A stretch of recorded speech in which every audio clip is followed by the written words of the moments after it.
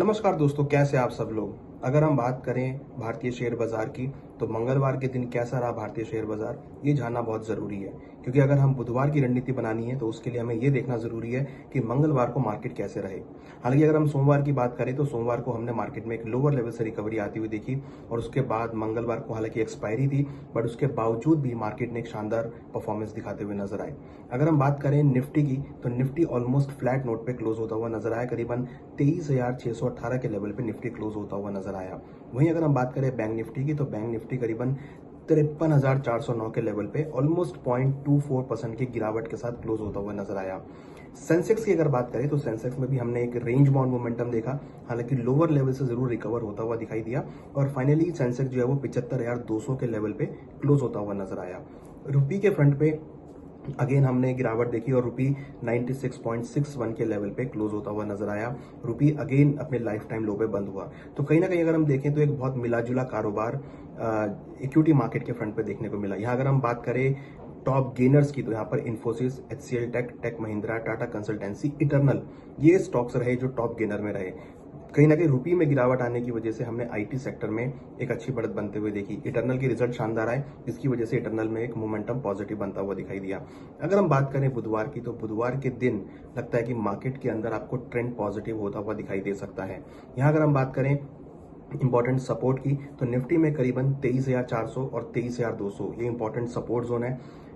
Resistance की अगर बात करें तो 23,750 और 23,900 ये इंपॉर्टेंट रेजिस्टेंस लेवल है। लग रहा है कि बुधवार के दिन जिस तरह का मार्केट मोमेंटम बना है, आगे भी ग्रो कर सकता है, और आगे 23,700 23,800 तक के लेवल आपको निफ्टी में देखे जा सकते हैं। बैंक निफ्टी की अगर बात करें तो बैंक निफ्टी में इंपॉर्टेंट सपोर्ट 53,000 और 52,500 का है। हायर साइड में 54,000 और 54,600 ये रेजिस्टेंस जोन है। लगता है कि बुधवार के दिन मार्केट में 54,000 से लेकर 54,600 तक के लेवल देखने को मिल सकते हैं। सेंसेक्स की अगर बात करें तो सेंसेक्स में भी यहाँ पर इंपॉर्टेंट सपोर्ट करीबन 74,500 के आसपास और 73,000 का इंपॉर्टेंट सपोर्ट है।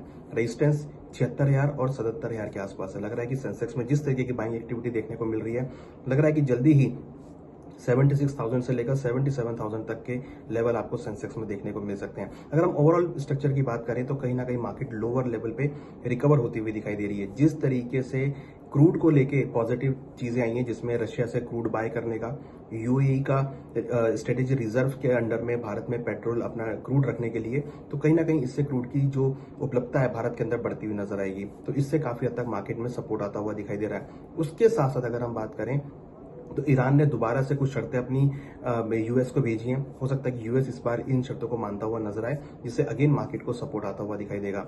अगर हम यहाँ बात करें तो कहीं ना कहीं जो मार्केट का मूड माहौल है वो काफी अभी साइडवेज टू पॉजिटिव होता हुआ दिखाई दे रहा है। धीरे धीरे मगर एक पॉजिटिव मूड में मार्केट जाता हुआ दिखाई दे रहा है। और हम देख रहे हैं जिस तरीके से कंपनीज के रिजल्ट्स आ रहे हैं, वो कहीं ना कहीं मार्केट को सपोर्ट करते हुए नजर आ रहे हैं। डीआईएस की जो बाइंग है वो यहाँ पर बढ़ती हुई नजर आ रही है। Small cap, mid cap, IT sector में अच्छी खरीदारी देखने को मिल रही है। तो लग रहा है कि आने वाले दिनों में मार्केट का मूड माहौल थोड़ा पॉजिटिव हो सकता है, और यहाँ पर आपको रिकवरी देखने को मिल सकती है। तो अगर हम बात करें बुधवार की, तो बुधवार के दिन भी लगता है कि मार्केट में खरीदारी देखी जा सकती है, और लोअर लेवल पे मार्केट के अंदर एक्यूमुलेशन देखने को मिल सकता है, और मार्केट का ट्रेंड एक पॉजिटिव साइड में जाता हुआ दिखाई दे सकता है।